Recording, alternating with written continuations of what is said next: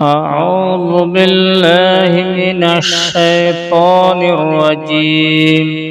بسم الله الرحمن الرحيم. إذا السماء انشقت وأذنت لربها وحقت وإذا الأرض مدت وألقت ما فيها وتخلت وأذنت لربها وحقت يا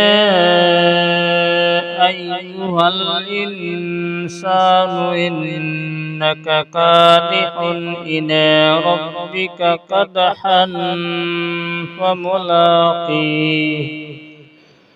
فأما من أوتي كتابه بيمينه فسوف يحاسب حسابا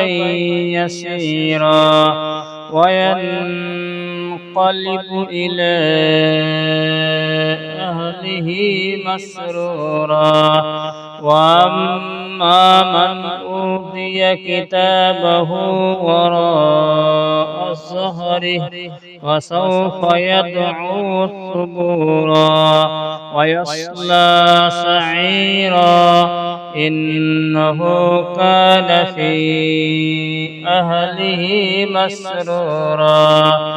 إنه ظن أن لن يحور بلى إن ربه كان به بصيرا فلا أقسم بالشفق والليل وما وسق والقمر إذا اتسق لتركبن طبقا عن طبق فما لهم لا يؤمنون وإذا قرئ عليهم القرآن لا يسجدون بل الذين كفروا يكذبون والله أعلم بما يوعون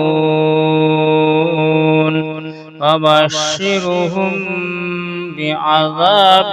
أليم إلا الذين